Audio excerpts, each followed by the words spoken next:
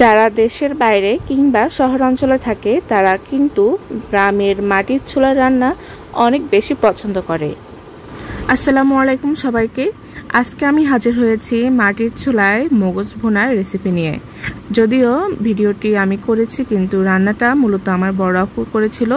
তো প্রথমে এখানে তেল গরম করে আস্ত গরম মশলা দিয়ে দিয়েছে, সাথে পেঁয়াজ বেরেস্তার মতো করে নিয়েছে এবং এখানে এখন বাটা মশলা ব্যবহার করছে। দিয়ে দিয়েছে পরিমাণ মতো আদা এবং রসুন বাটা এবং এগুলোকে ভালো করে ভেজে নিবে, এগুলোর যে স্মেলটা আছে সেটা চলে যাওয়া পর্যন্ত। এ পর্যায়ে মশলা যেন না পুড়ে যায় সেজন্য পরিমাণ অনুযায়ী পানি অ্যাড করে নিয়েছে। এর পানির মধ্যে কিন্তু মশলাটা কষিয়ে নেবে। এখন অ্যাড করে নিচ্ছে পরিমাণ মতো মরিচ গুঁড়া, হলুদ গুঁড়া এবং জিরা ধনিয়া গুঁড়া। এবারও ভালো করে সবগুলো মশলা একসাথে মিশিয়ে নিয়ে ভালো করে কষিয়ে নেবে 2 থেকে 3 মিনিট।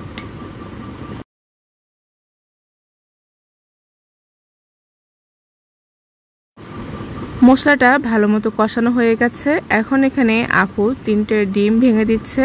মগজ ভুনার সাথে ডিম দিলে এর টেস্ট যেমন বাড়ে তেমনি মগজের যে পরিমাণটা সেটাও অনেকাংশে বেড়ে যায়।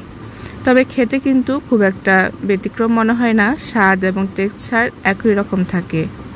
হোটেলগুলোতেও কিন্তু এভাবে মগজ ভুনা করা হয়ে থাকে। যদিও আজকে বাসায় টমেটো না থাকায় টমেটো স্কিপ করা হয়েছে। এর সাথে টমেটো দিলে এর স্বাদটা আরও বেশি ভালো লাগে।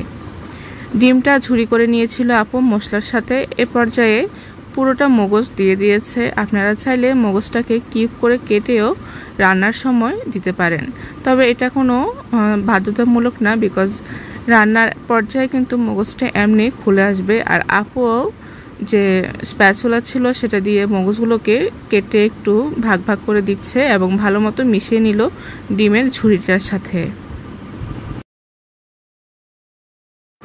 মগজের পরিমাণ তুলনামূলক কম থাকার কারণে অনেকেই মগজের সাথে গরুর যে জিহ্বা থাকে সেটা দিয়েও ভেজে থাকেন। আবার অনেকেই কিন্তু হোটেল স্টাইলে এভাবে ডিম দিয়েই মগজটা ভুনা করে থাকেন। মগজটা ভালো মতো ভাজা হয়ে গেলে আপু এখানে পরিমাণ মতো পানি অ্যাড করে নিয়েছিল মগজটা রান্নার জন্য। এই অল্প পরিমাণ পানিতেই কিন্তু মগজটা ভালোভাবে রান্না হয়ে যাবে। বেশি পানি কিন্তু মগজে দিতে হয় না, তাহলে কিন্তু মগজ খেতে অনেকটা স্বাদবিহীন মনে হবে।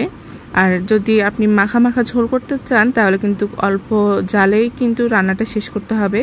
আর যারা একদম ভুনা ভুনা বা ভেজে খেতে চান তারা কিন্তু একটু মিডিয়াম টু লো হিটে বা মিডিয়াম হিটে রেখেও ভেজে নিতে পারেন একদম পানি শুকানো পর্যন্ত।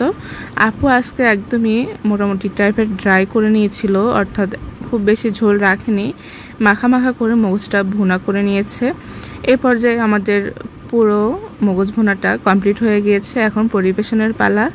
গরম ভাতের সাথে কিংবা রুটি পরোটার সাথে এই ঈদে আপনি কিন্তু খুব জমিয়ে এই রেসিপিটি তৈরি করে সবাইকে অবাক করে দিতে পারেন। আপুর হাতের এই স্পেশাল মগজ ভুনা সবার ভীষণ পছন্দ, যার কারণে প্রতিবারই বাড়িতে আসলে আপু আমাদেরকে এই মগজ ভুনাটি করে খাওয়ান। ভালো লাগলে অবশ্যই শেয়ার করবেন।